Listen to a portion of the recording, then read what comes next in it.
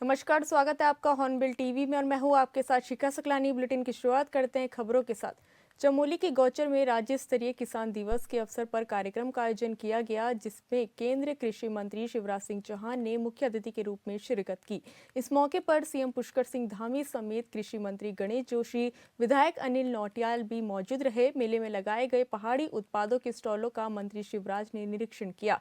कार्यक्रम को संबोधित करते हुए केंद्रीय मंत्री शिवराज सिंह चौहान ने सरकार की उपलब्धियां गिनाई और विपक्ष पर जमकर हमला बोला।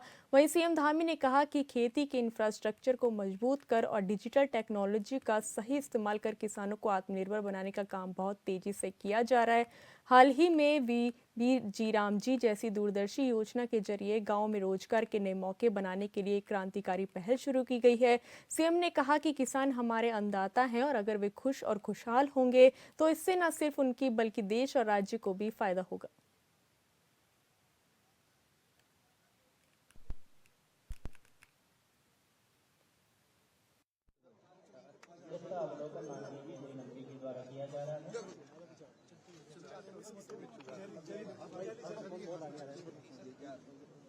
हर महीने अलग अलग विकास खंड में ये किसान दिवस का आयोजन होगा और इस आयोजन में केंद्र सरकार और राज्य सरकार की योजनाओं का लाभ सीधे किसान को देने का काम किया जाएगा।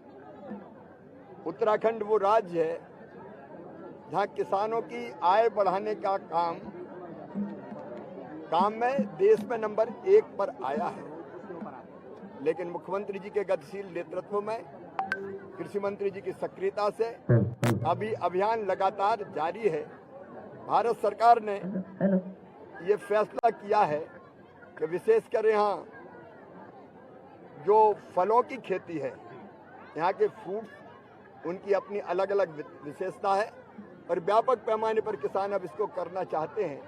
लेकिन अच्छे फ्रूट्स के पौधे किसानों को मिल जाए, इसके लिए 100 करोड़ रुपए की लागत से एक क्लीन प्लांट सेंटर उत्तराखंड में हम प्रारंभ करेंगे, ताकि कीवी से लेके, सेब से लेके, लीची से लेके, माल्टा से लेके अलग अलग तरह के जो फ्रूट्स हैं, उनके अच्छे पौधे किसानों के लिए उपलब्ध हो सके। न्यूजीलैंड के साथ भारत का भी एक समझौता हुआ है। उस समझौते में हमने उनके साथ मिलके, न्यूजीलैंड के साथ मिलके एक सेंटर ऑफ एक्सीलेंस उत्तराखंड में भी बनाने का फैसला किया है। कीवी जैसे फल को तेजी से आगे बढ़ाने के लिए यहाँ एक और बड़ी समस्या है, वो है जंगली जानवरों से फसलों के नुकसान की। उस पर हम लगातार चर्चा और बातचीत कर रहे हैं। लेकिन अभी RKVY में हमने ये प्रावधान किया है कि राज्य सरकार RKVY की राशि से घेरबाड़ के काम को प्रारंभ कर सकती है और उसके लिए अभी भी 90 करोड़ की धनराशि तो अभी RKVY के तहत रिलीज की जाएगी। आगे भी इस समस्या का और समाधान क्या ढूंढे, उस पर भी हम निरंतर काम करेंगे। यहाँ उत्तराखंड के गांव में और बेहतर सड़कें पहुंचे, अद्भुत काम हुआ पिछले दिनों, गांव-गांव सड़कें पहुंची है, पहाड़ों पर भी। लेकिन अभी अलग अलग सड़कों के लिए 1700 करोड़ रुपए से ज़्यादा की राशि और उत्तराखंड को दी गई है प्रधानमंत्री ग्राम सड़क योजना के चौथे चरण में, ताकि सड़कें और तेजी से बनाने का यहाँ काम किया जा सके। बाढ़ के समय भी 5900 से ज़्यादा मकान बाढ़ में जो क्षतिग्रस्त हुए थे, प्रधानमंत्री आवास योजना के अंतर्गत यहाँ दिए गए थे।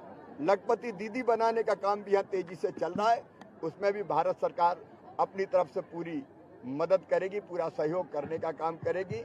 ग्रामीण विकास के लिए अब विकसित भारत जी राम जी योजना भी अब एक नई संजीवनी बन के आई है, जिसमें गांव की जनता ही तय करेगी, ग्रामवासी, कि हमारे गांव का विकास कैसे होना चाहिए और कौन कौन से विकास के काम गांव में किए जाने चाहिए।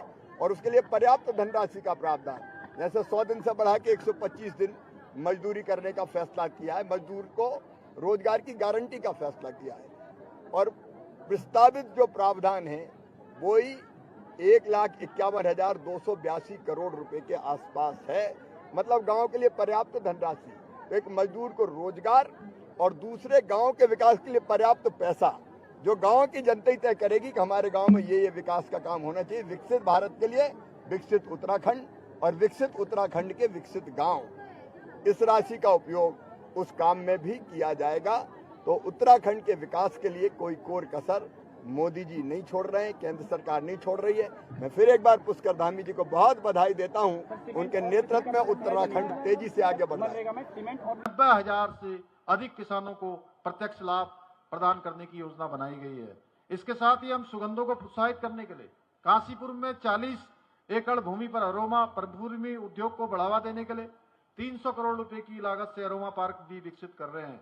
यही नहीं, आज अभी हाउस ऑफ हिमालयाज ब्रांड के माध्यम से राज्य के मिलट, कृषि के उत्पाद और हमारी महिलाओं के द्वारा, मातृशक्ति के द्वारा बनाए गए उत्पादों को आज विभिन्न स्थानों तक पहुंचाया जा रहा है। विपणन के अनेक अवसर प्रदान हो रहे हैं। हमारे इन्हीं प्रयासों का परिणाम है किसानों की आय में वृद्धि करने में भी देश भर में हमको पहला स्थान प्राप्त हुआ है। आज हमारे निर्णयों से हमारे प्रतिपक्ष के लोग, विपक्षी दल भी परेशान है, क्योंकि जितना हम आज देश और प्रदेश में कृषि के क्षेत्र में काम कर रहे हैं, उसके बाद उनको हमारी आलोचना करने के लिए कोई सच्चे मुद्दे नहीं मिल रहे हैं। आज के अवसर पर मैं आप सभी किसान भाई बहनों से आह्वान करना चाहता हूं कि आधुनिक तकनीकी, वैज्ञानिक कृषि पद्धतियों और सरकार की जन कल्याणकारी योजनाओं का अधिकतम लाभ उठाएं और आदरणीय प्रधानमंत्री जी के 2047 तक विकसित राष्ट्र बनाने के विकल्प रहित संकल्प को साकार करने में अपनी सशक्त भूमिका निभाएं। इसी के साथ मैं एक बार फिर से आप सबकी तरफ से आप सबका धन्यवाद करते हुए और आदरणीय कृषि मंत्री जी का उत्तराखंड वासियों की ओर से, अपनी ओर से आभार व्यक्त करते हुए कि आप हमारे बीच में आए और आज आपने हमको एक यहाँ पर पत्र भी दिया है स्वीकृति का, जिसमें भारत सरकार के द्वारा पीएमजीएसवाई 4th बैच 1 के अंतर्गत उत्तराखंड राज्य की 309 ग्रामीण बसावटों को जोड़ने के लिए 1228 किलोमीटर सड़क निर्माण के लिए 1706 करोड़ रुपए की प्रस्ताव पर अपनी स्वीकृति दी है। हमको ये धनराशि आपने प्रदान की है, मैं जिसके लिए माननीय मंत्री आदरणीय शिवराज सिंह चौहान जी का देवभूमि के प्रत्येक परिवार की ओर से आपका हृदय की गहराइयों से आभार व्यक्त करता हूं।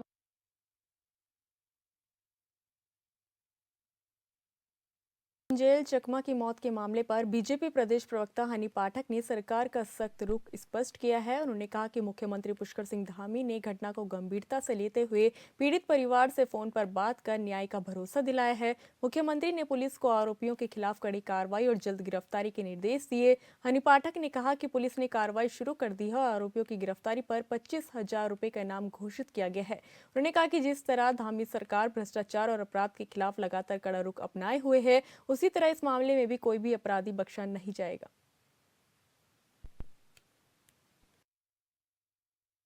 देखिए, हमारे उत्तराखंड के यशस्वी मुख्यमंत्री श्री पुष्कर सिंह धामी जी ने इन चीजों को एकदम गंभीरता से लिया है, उनसे फोन पर वार्ता भी करी है और साफ तौर पर पुलिस को कड़े निर्देश जारी किए हैं कि आरोपियों को सख्त से सख्त कार्यवाही करनी चाहिए उन पर और उनकी गिरफ्तारी करनी चाहिए। और पुलिस ने भी इस दिशा में कार्य करना शुरू कर दिया। 25,000 का इनाम उन पर घोषित किया और निश्चित तौर पर जिस प्रकार से भ्रष्टाचार के खिलाफ धामी सरकार लगातार कड़ा प्रहार करती नजर आ रही है, तो इस प्रकार से कोई भी अपराधी यहाँ पर बख्शे नहीं जाएंगे और उन पर भी निश्चित तौर पर कार्रवाई की। निश्चित तौर पर यह दुखद घटना है, लेकिन हमारी सरकार इसको लेकर पूरी तरीके से गंभीर है।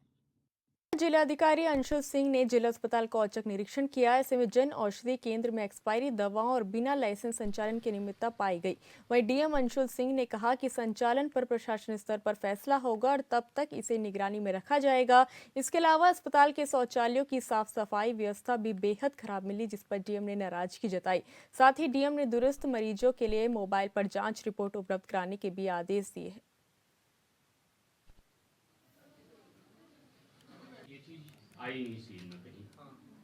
औषधि केंद्र का था कि उसका लाइसेंस एक्सपायर कर गया था, तो अभी मैंने निर्देश दिया है और सीएमएस साहब से इस बारे में बात भी करी। सीएमओ से भी अभी बात करूंगा मैं इस मामले में कि जब तक सरकार से हमें क्लैरिटी नहीं आती है कि इनको हमें चलने देना है कि नहीं चलने देना है, तब तक ये सीएमओ की एक टीम की सर्वेलेंस के अंदर चलाया जाएगा ताकि कोई भी अनियमितता ना हो। इसके साथ साथ साफ़ सफाई जो वॉशरूम्स की थी उधर का इशू एक आया है, तो उसको अभी मैं सीएम साहब से बात करके उसको हम लोग सही करेंगे कि कैसे वहाँ और हम लोग स्वच्छता रख सकें। खासकर यहाँ देखा गया है कि पान या फिर वैसी चीज़ें थूकी जाती हैं हॉस्पिटल में, तो उसमें कड़े से कड़ा ये फ़ाइन इम्प्लीमेंट कराएंगे। इसी के साथ साथ एक हमने यहाँ नवाचार का सोचा है कि जो हमारी रिपोर्ट्स आती हैं वो जनरली रिपोर्ट्स को लोगों को लेने आना पड़ता है वापस। तो हम कोशिश ये कर रहे हैं कि जल्दी से एक ऐसा सिस्टम कर दें कि उनके मोबाइल पे ही लिंक पहुंच जाए ताकि वो रिपोर्ट को एक्सेस कर सके। कई लोग बड़े दूर से आते हैं, तो उनकी रिपोर्ट्स अगर उनके मोबाइल पे पहुंच जाएगी तो उन्हें यहाँ आने की ज़रूरत नहीं पड़ेगी। उत्तराखंड क्रांति दल ने रानीखेत में स्थानीय और क्षेत्रीय समस्याओं को लेकर जन आक्रोश रैली निकाली। रैली में बड़ी संख्या में महिलाएं भी शामिल रही। वहीं स्थानीय लोगों ने रानीखेत को जिला बनाने, जंगली जानवरों से सुरक्षा, अस्पताल में विशेषज्ञ और सीटी स्कैन समेत अन्य कई मांगे उठाई। शर्मा जी, मदन कठैत जी, बहनों को और उन वीवीआईपी को ढूंढकर फांसी देने की मांग को लेकर उत्तराखंड क्रांति दल के साथ जुड़े और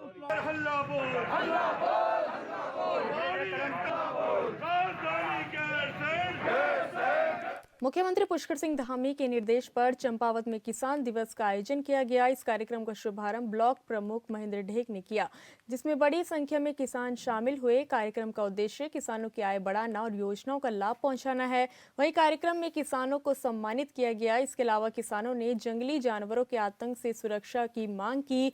साथ ही जिला पशु चिकित्सा अधिकारी वसुंधरा गब्रियाल और एसडीएम नीतू डांगर ने कहा कि प्रत्येक महीने के दूसरे बृहस्पतिवार को किसान दिवस मनाया जाएगा और विभिन्न विभागों के स्टॉलों से किसानों को योजनाएं की जानकारी दी जाएगी। को किसान दिवस का आयोजन माननीय मुख्यमंत्री जी द्वारा किया गया है, जिसका उद्घाटन चमोली जनपद से माननीय मुख्यमंत्री जी स्वयं कर रहे हैं और पूरे राज्य के प्रत्येक ब्लॉक में आज ये मनाया जा रहा है। इसका मुख्य उद्देश्य है कि किसानों को जागरूक करना, सरकार की विभिन्न योजनाएं जो किसान उपयोगी हैं उन्हें बताना और कैसे उनका फसल का उत्पादन बढ़े, फसल की पैदावार बढ़ाएं, उसके बारे में उन लोगों को जानकारी उपलब्ध कराना इसका मुख्य उद्देश्य है।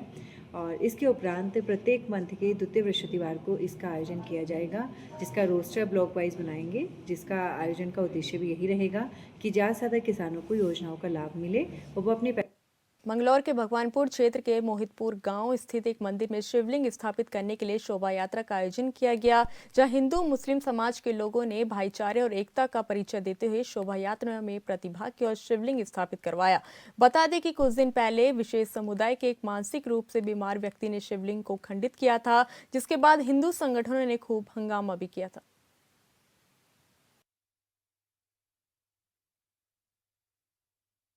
जैसा कि शनिवार को जो घटना, एक अप्रिय घटना घटी थी और उसी के मद्देनजर रखते सभी लोग यहाँ पर पहुंचे थे विधानसभा भगवानपुर गांव मोहितपुर में, और सभी ने निर्णय लिया था कि सोमवार वाले दिन विधि विधान से इस मूर्ति को दोबारा से स्थापित किया जाएगा।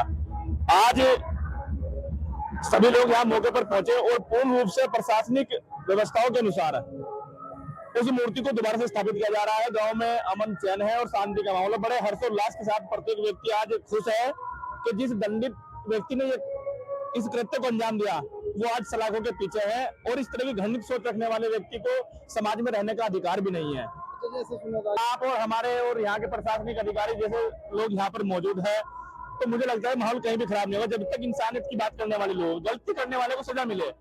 जिसने गलती नहीं की उसको काहे की सजा? आप व्यवस्था बनाने वाले हो, व्यवस्था में बहुत सारी चूक होती है, जिसने चूक की है उसको कठोर से कठोर सजा दिया। आज विधि विधान के द्वारा शंकर भगवान की जो प्रतिमा खंडित की गई थी उसकी शोभा यात्रा कर यहाँ पर संपूर्ण तरीके से निकाली गई है, और गांव वाले ने भाईचारे का पैगाम दिया है। मुस्लिम लोग भी इस शोभा यात्रा के साथ थे। शांति प्रिय क्षेत्र है भगवानपुर, बहुत पहले शांति प्रिय क्षेत्र रहा। यहाँ भाईचारा एक दूसरे के साथ बना हुआ है, सभी समन्वय यहाँ पर बना हुआ है, और प्रशासन की कड़ी सुरक्षा के बीच यहाँ पर ये शोभा यात्रा निकली है, जिसमें सभी गाँव वासियों का सहयोग रहा, और जो लोग बाहर से भी आए हैं उनका बहुत सहयोग रहा, और यहाँ पर मीडिया कर्मियों का बहुत सहयोग रहा, जिन्होंने ये करते किया था। जिस लड़के ने पूरे समाज को दोष हम नहीं दे सकते, केवल एक ही व्यक्ति को दोष दे सकते हैं। जैसे कि यहाँ पर अश्ताकुल्ला खान ने देश के लिए फांसी खाई, अश्ताकुल्ला खान का भी यही नारा था हिंदू मुस्लिम भाईचारा बना रहे। इस भाईचारे के नाते आज यहाँ बहुत शांतिपूर्ण तरीके से ये शोभा यात्रा निकली है, और मैं धन्यवाद देना चाहता हूँ मोहितपुर के सभी सम्मानित लोगों का, जिन्होंने इतनी शांतिप्रिय तरीके से यहाँ पर शंकर भगवान की जो शोभा यात्रा थी उसे निकलवाने का कार्य किया। दिल्ली के गढ़वाल भवन में एक समारोह का आयोजन किया गया जिसमें जौनसारी भाषा की पहली फिल्म मेरे गांव की बाट को 2023 और 2024 की सर्वश्रेष्ठ उत्तराखंडी फिल्म घोषित करते हुए इस फिल्म के निर्माता निर्देशक को गढ़गौरव वीर चंद्र सिंह गढ़वाली सम्मान 2025 से सम्मानित किया गया। ये सम्मान जौनसारी संस्कृति की विरासत, सामाजिक संरचना और मूल्यों को सिनेमा के जरिए प्रभावशाली ढंग से प्रस्तुत करने के लिए प्रदान किया गया है। इस मौके पर वक्ताओं ने कहा कि उत्तराखंड की आंचलिक फिल्मों ने राज्य की विविध लोक भाषाओं, सांस्कृतिक परंपराओं, सामाजिक यथार्थ और क्षेत्रीय समस्याओं को राष्ट्रीय पहचान दिलाने में अहम भूमिका निभाई है। साथ ही इन फिल्मों के विस्तार से लेखकों, गीतकारों, संगीतकारों, कलाकारों, तकनीशियन और सिनेमाघरों से जुड़े कर्मियों के लिए रोजगार के नए अवसर भी सृजित हुए हैं। मेरे गांव की बात जौनसारी भाषा की पहली फिल्म है जिसे 5 दिसंबर 2024 को उत्तराखंड, दिल्ली और हिमाचल प्रदेश के सिनेमाघरों में प्रदर्शित किया गया था, जो लगभग 1.5 महीने तक हाउसफुल रही। फिल्म को समाज के सभी वर्गों से व्यापक सराहना मिली है।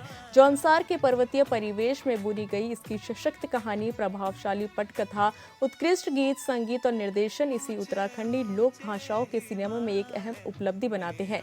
फिल्म में भावनात्मक हास्य, नाटकीयता और पहाड़ी संस्कृति की समृद्ध परंपराओं का संतुलित समन्वय देखने को मिलता है। समुकिल प्रोडक्शन के बैनर तले निर्मित इस फिल्म के प्रस्तुतकर्ता के.एस. चौहान, लेखक निर्देशक अनुज जोशी, मुख्य अभिनेता अभिनव सिंह चौहान, गीतकार श्याम सिंह चौहान और संगीतकार अमित वी कपूर हैं। उल्लेखनीय है कि दूसरे उत्तराखंडी फिल्म अवार्ड 2025 में भी फिल्म मेरे गांव की बाट को उसकी सशक्त विषय वस्तु, भावनात्मक प्रस्तुति और ग्रामीण जीवन के चित्रण के लिए स्पेशल जूरी मेंशन पुरस्कार से सम्मानित किया गया। ये सम्मान फिल्म से जुड़ी पूरी टीम की रचनात्मक मेहनत और उत्तराखंड की सांस्कृतिक विरासत को सिनेमा के जरिए सशक्त रूप से प्रस्तुत करने के प्रयासों का प्रमाण है। गढ़वाल हितैषी सभा दिल्ली की ओर से निर्माताओं, अभिनेताओं, रंगकर्मी और साहित्यकारों के लिए एक सम्मानित पैनल का गठन किया गया था, जिसने उत्तराखंडी सिनेमा में उल्लेखनीय योगदान देने वाली फिल्मों का चयन किया। पैनल ने सर्वसम्मति से जौनसारी भाषा की पहली फिल्म मेरे गांव की बाट को इस सम्मान के लिए चुना है। आज गढ़वाल हितैषी सभा दिल्ली ने हमारी पहली जौनसारी फिल्म मेरे गांव की बाट को बेस्ट उत्तराखंडी फिल्म के रूप में सम्मानित किया। पिछले 2-3 सालों में जो फिल्में आई हैं और ये बड़ा अच्छा लगता है कि पहली फिल्म जौनसार की थी और उस फिल्म में जिस तरह से कल्चरल हेरिटेज को दिखाया था उसका सम्मान इस सभा ने किया। मैं अपनी तरफ से गढ़वाल हितैषी सभा का बहुत बहुत आभार व्यक्त करता हूँ। आज हम यहाँ पर आज गढ़वाल हितैषी सभा ने मेरे गांव की बाट को सम्मानित किया है। इसके लिए मैं उनका बहुत ही शुक्रगुजार हूँ और हमारे जौनसार के लोग और जौनसार की संस्कृति के लिए भी ये बहुत ही गर्व की बात है और हम ऐसे ही अपने कल्चर के लिए आगे भी काम करते रहेंगे। लक्सर गोलीकांड की निष्पक्ष जांच के लिए एसएसपी हरिद्वार ने विशेष जांच टीम एसआईटी का गठन किया। एसआईटी का नेतृत्व क्षेत्राधिकारी नगर शिशुपाल सिंह नेगी करेंगे और टीम घटनाक्रम, साक्ष्य और परिस्थितियों के हर पहलू से जांच करेगी।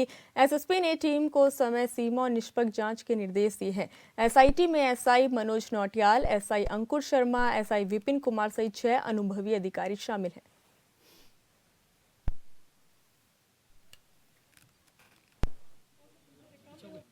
देखिए, जो अभियुक्त विनय त्यागी हैं, जो जिनकी अभी 2 दिन पूर्व एम्स में उपचार के दौरान मृत्यु हुई थी, उसके क्योंकि मामला अब हत्या से जुड़ गया है, इसलिए हत्या की जांच में और गहनता लाने के लिए और उसके सभी पहलुओं की विस्तृत जांच के लिए एक सर्कल अफसर के अधिकारी और 2 थाना प्रभारी स्तर के अधिकारियों को और उनके साथ पूरी टीम लगाई गई है, जो एसआईटी के फॉर्म में काम करेगी, जिसमें एसपी ग्रामीण इसको हेड कर रहे हैं। एसपी ग्रामीण की ही पर्यवेक्षण में और इनके नेतृत्व में ये टीम गठित की गई है ताकि कोई भी जो साक्ष्य हमारे समक्ष आएंगे या इनके परिजनों द्वारा या कोई भी आम व्यक्ति द्वारा साक्ष्य में उपलब्ध कराएगा, उसके आधार पर हम लोग आगे कार्रवाई कर सकें।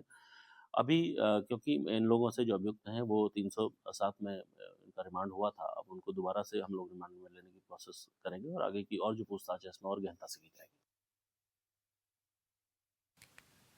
H1N1 फ्लू को लेकर दून अस्पताल पूरी तरह से सतर्क और तैयार नजर आ रहा है। इस मामले पर डॉक्टर रविंद्र सिंह बिष्ट ने कहा कि H1N1 फ्लू से निपटने के लिए अस्पताल की सभी तैयारियां पूरी हैं। हालांकि अभी तक अस्पताल में इस बीमारी का कोई भी मामला सामने नहीं आया। उन्होंने कहा कि जांच के लिए टेस्टिंग किट पहले से उपलब्ध है और वर्तमान में भी पर्याप्त संख्या में तैयार रखी गई है।